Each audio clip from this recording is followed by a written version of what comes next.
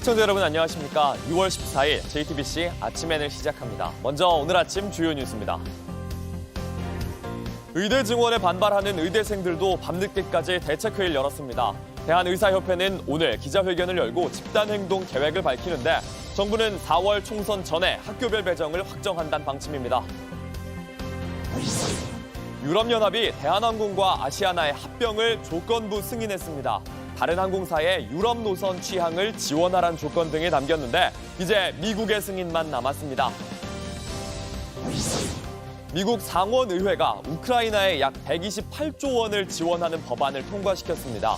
하지만 공화당이 다수인 하원의 승인은 불투명한 상황입니다. 카타르 도하에서 열린 세계선수권 대회에서 황선우가 남자 200m 자유형 금메달을 목에 걸었습니다. 한국인 최초 우승입니다. 의대 증원에 반대하는 의사단체들의 움직임이 심상치 않습니다. 전공의들에 이어 어젠 의대생들도 밤늦게까지 대책회의를 이어갔습니다. 하지만 집단행동을 한다면 어떻게 할지 명확한 결론을 내진 못했습니다. 전공의들은 증원을 백지로 돌리자고 했지만 정부는 4월 총선 전에 학교별 배정을 확정짓겠다고 했습니다. 박유미 기자입니다. 의대생 단체들은 어제 저녁 온라인 대의원 총회를 열었습니다. 각 대학 의대 대표들이 참석해 자정이 넘도록 논의가 이뤄졌는데 구체적인 결론을 내리지는 못한 것으로 알려졌습니다. 선배격인 전공의들도 전날 온라인 회의를 열었는데 단체 행동 방법을 놓고 고심 중입니다. 전공의협의회는 회장을 제외한 집행부가 사퇴하고 비대위 체제로 전환했습니다. 전공의협의회장은 소셜미디어를 통해 대부분의 전공의들은 정부의 잘못된 정책에 좌절하고 있다며 정부와 의료계 간 합의하에 의사 인력을 추계해야 하며 이를 담당할 기구를 구성해야 한다고 주장했습니다. 정부는 집단 행동이 나서지 않아 다행이라면서도 의대 증원은 피할 수 없다고 강조했습니다. 선거 끝나면 의사들하고 타협을 해갖고 줄일 거 아니야? 라고 들 해석하시는 분들이 있어요. 그러한 의구심을 해소하기 위해서 4월 선거 전에 학교별 배정을 확정짓겠다. 차관의 고3 딸이 의대 정원 확대와 관련이 있다는 의혹도 불거졌는데 여기에 대해서도 직접 반박했습니다.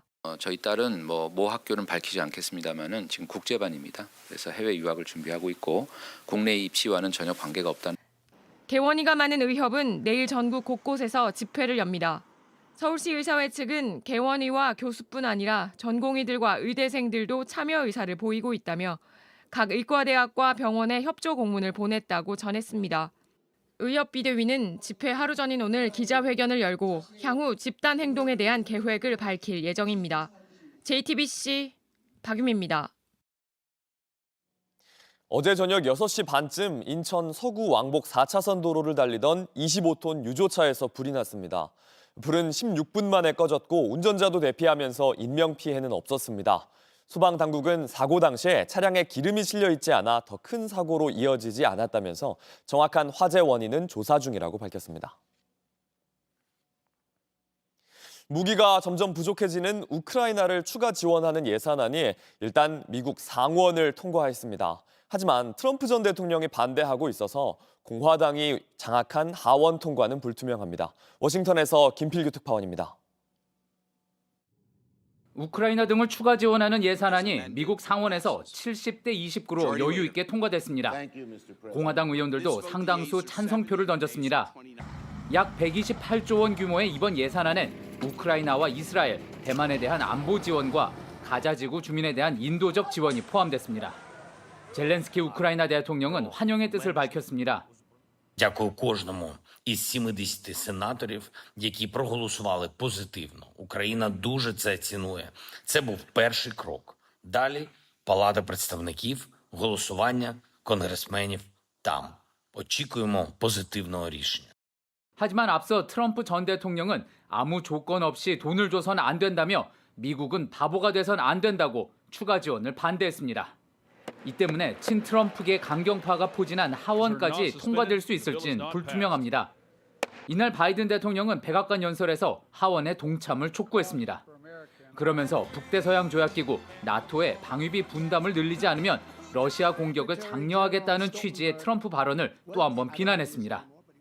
No other president in our history has ever bowed down to a Russian dictator.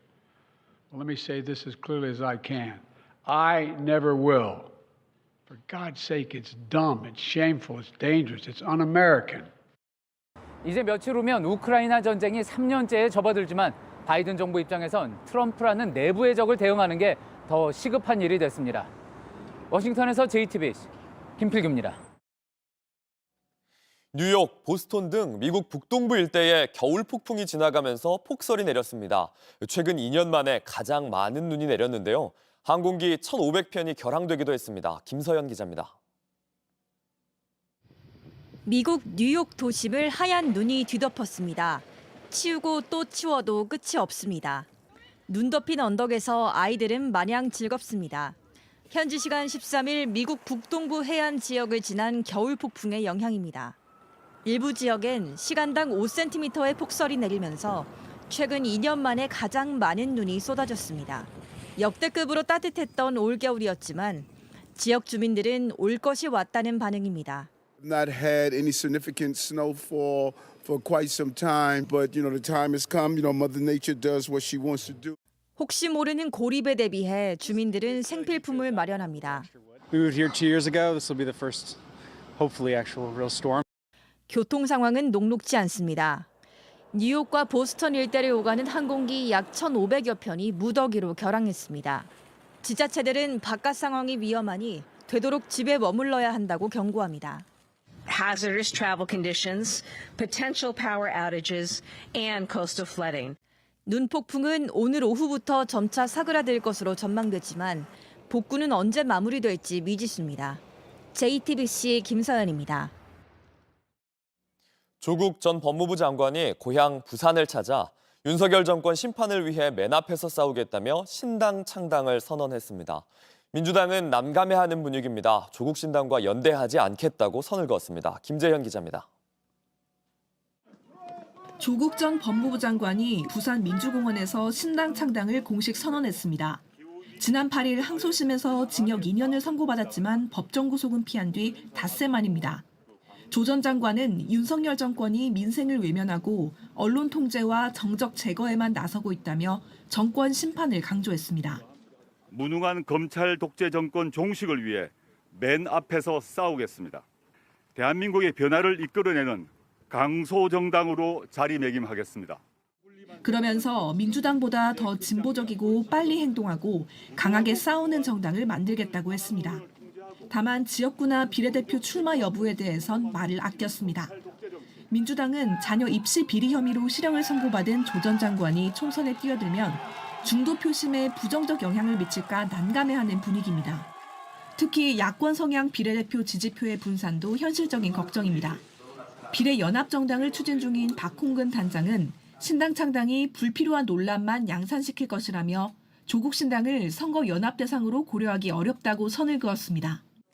한동훈 국민의힘 비상대책위원장은 조 전 장관의 도덕성을 강하게 비판했습니다. 조국 씨는 민주당으로는 못 나와요. 민주당. 이렇게 정말 이재명 대표 때문에 정말 도덕적이 극단적으로 낮아져 있는 민주당에서조차 조국 씨를 공천하기 어렵단 말이에요. 조 전 장관은 한 위원장을 향해 고발 사주 의혹부터 명확히 밝히라고 맞받았습니다. 한동훈 위원장님은 저에게 그 질문을 하시기 전에 본인의 휴대전화 비밀번호부터 공개하시면 좋겠습니다. JTBC 김재현입니다. 지난 설 연휴 첫날 제3지대가 전격 합당하면서 총선의 판세가 흔들릴지 관심이 커졌습니다. JTBC가 합당 이후 처음으로 전국 단위 여론조사를 실시했습니다. 우선 정당 지지율은 민주당 35%, 국민의힘 39%, 개혁신당 5%대 내일이 총선이라면 어느 당 후보를 찍겠나 이 질문에는 조금 달랐습니다. 강희연 기자입니다. JTBC가 여론조사 기관 메타보이스와 함께 지난 11일부터 이틀간 진행한 여론조사입니다. 당장 내일이 총선이라면 어느 정당 후보를 지역구 국회의원으로 찍을 건지 물었습니다. 민주당과 국민의힘이 오차범위 내에서 대등했고 개혁신당 6%, 지지정당이 없다는 응답도 6%였습니다. 이번엔 비례대표 후보를 물었습니다. 민주당이 주도하는 비례연합정당과 국민의힘이 주도하는 비례정당이 오차범위 내에서 비슷했고 이어서 개혁신당 8%, 지지정당이 없다는 응답은 7%였습니다. 이번 JTBC 여론조사는 제3지대 빅텐트인 개혁신당 합당 직후 이뤄진 첫 여론조사입니다.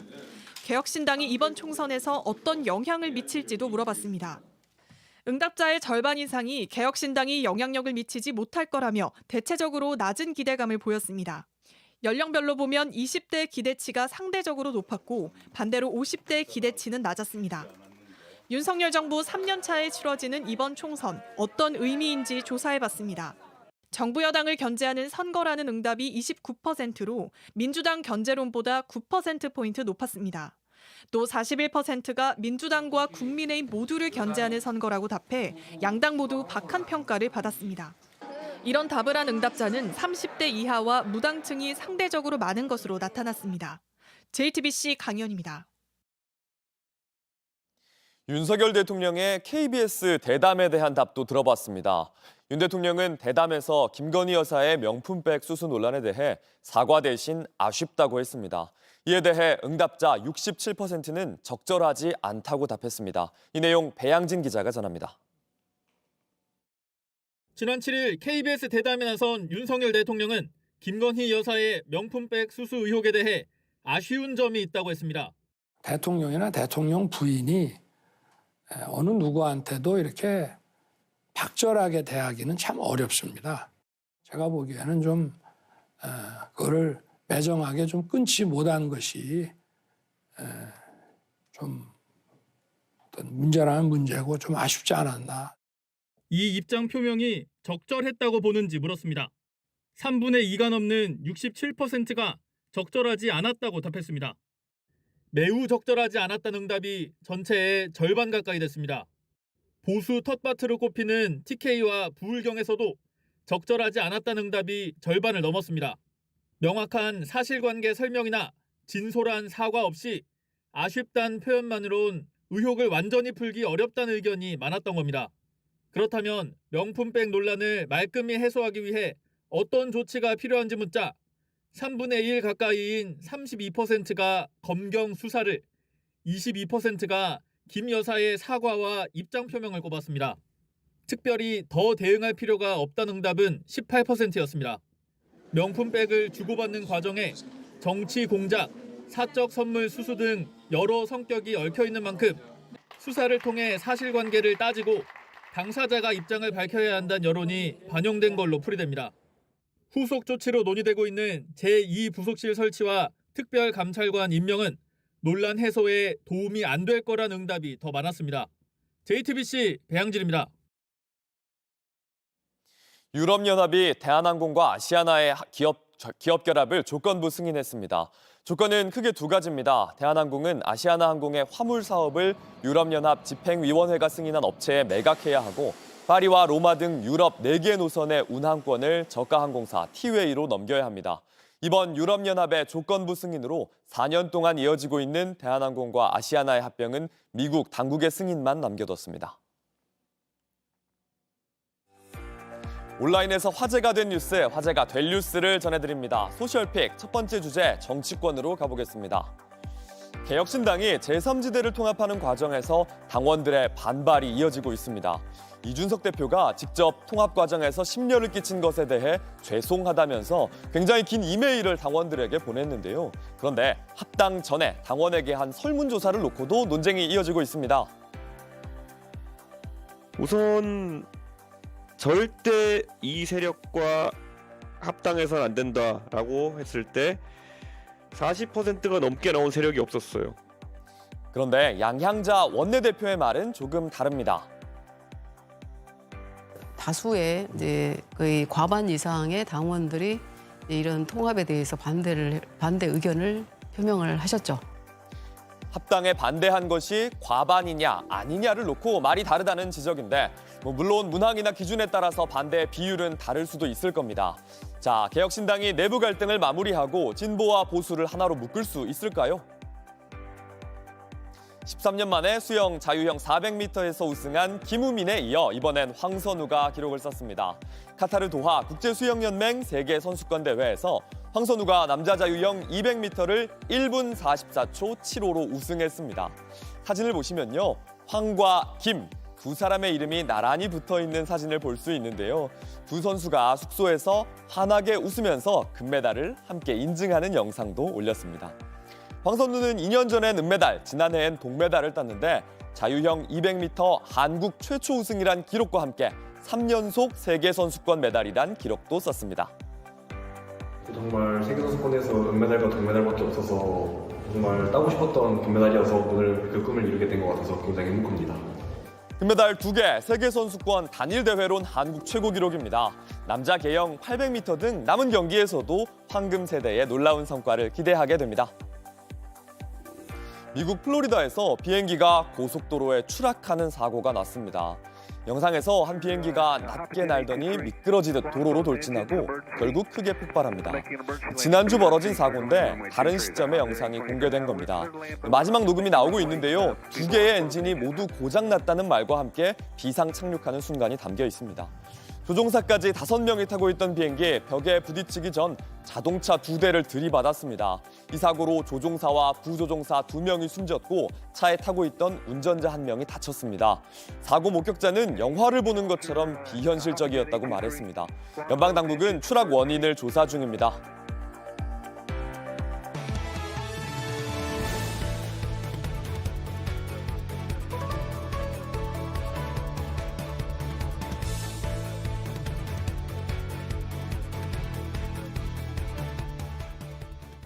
중고거래 사기 피해자들이 계속 늘고 있습니다. 팬미팅 티켓부터 백화점 상품권까지 피해자만 180명이 넘습니다. 사기의 공통점은 모두 아이가 울기 시작했다, 아이 학원에 데리러 가야 한다는 핑계였습니다. 이승환 기자입니다. 18살 이모양, 한 아이돌 그룹 멤버를 1년 넘게 좋아했습니다. 지난 8일 트위터에서 팬미팅 티켓을 양도한다는 글을 봤습니다. 사기 피해 거기 사이트에다가 검색도 해봤었거든요. 근데 그때는 피해 사례가 하나도 없다고 나왔고 돈을 보냈지만 티켓은 오지 않았습니다. 저는 입금을 하고 한 10분 뒤에 같은 게시물이 또 올라오는 거예요. 이거 뭔가 사기인 것 같다? 이 사기범, 알고 보니 권모 씨, 정모 씨 등 실명 인증한 이름을 바꿔가며 거래하는 나름대로 유명 인물이었습니다. 설 연휴 이후 피해자 단체 대화방에 모인 사람만 180여 명. 특히 거래 뒤 각종 상황을 설정한 핑계를 대는 걸로 유명해 이른바 핑계 사기범으로 알려진 인물이었습니다. 아이 학원에 데리러 가야 해서 직접 못 만난다는 핑계부터 갑자기 아이가 울기 시작했다, 기다려달라, 과외 선생님이 집에 오셨다, 끝난 뒤 보내겠다까지 다양했습니다. 당근마켓에서 이 핑계 사기범을 만난 김모 씨. 상품권을 사려고 68만 원을 송금했는데 판매자가 보낸 바코드는 모두 가짜였습니다. 마트에 가면 상품권 키오스크가 있어요. 거기 찍어봤는데 받은 3장 다 아니더라고요. 사기란 걸 알았을 땐 늦었습니다. 판매자는 당근마켓, 번개장터 등 중고거래 사이트부터 트위터 등을 가리지 않고 활동했습니다. 사기 거래 물품은 콘서트 티켓, 상품권, 전자제품 등 다양했습니다. 하지만 동일한 건 이 핑계였습니다. 전국에서 신고가 이어져 경찰이 수사에 들어갔지만 지금도 피해자는 늘고 있습니다. JTBC 이승환입니다. 이번 아시안컵의 결과를 놓고 클린스만 감독에게 책임을 물어야 한다는 목소리가 연일 커집니다. 내일 축구협회가 전력강화위원회를 앞뒀는데 위원들 사이에서도 주먹구구식 통보란 쓴소리가 쏟아지고 있습니다. 오선민 기자입니다. To copy someone's style, it's not about Gangnam Style, it's about to create a Korean style. 한국적인 스타일을 만들어낼 것이란 기대감으로 시작한 클린스만의 축구. 1년이 흘렀지만 결국 이렇다 할 전술도 분명한 색깔도 보여주지 못했고 이젠 감독이 뭔가 책임을 져야 한다는 여론에 직면했습니다. 대한축구협회 회의에선 감독의 해임 의견이 우세했다고 알려졌는데 이젠 전력강화위원회의 평가에 눈길이 쏠립니다. 그러나 감독 선임 때부터 배제돼 논란을 빚었던 전력강화위원회가 제대로 역할을 할 수 있을지엔 의문도 뒤따릅니다. 위원들 사이에선 위에서 주먹구구로 정해 통보하고 있다는 불만이 터져나왔습니다. 한 위원은 정보 공유나 소통 없이 일방적으로 운영되고 있다는 아쉬움을 표했고 또 다른 위원은 전력강화위원회가 형식적인 자리에 그치면 안 된다고 비판했습니다.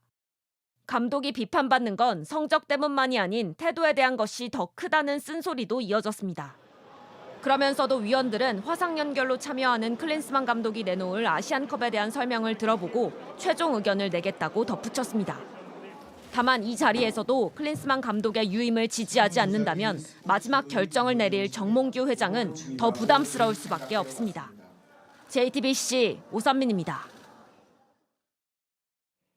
끝으로 날씨입니다. 오늘은 전국이 대체로 흐린 가운데 기온이 크게 오르겠습니다. 낮 최고 기온은 13도에서 19도 사이로 포근하겠습니다. 남부지방 등엔 비가 내리겠습니다. 예상 강수량은 경기 동부와 강원 영서가 1mm 내외, 남부지방은 5에서 10mm로 예상됩니다. JTBC 아침엔을 마칩니다. 내일도 7시 반에 아침을 열겠습니다. 시청해주셔서 감사합니다.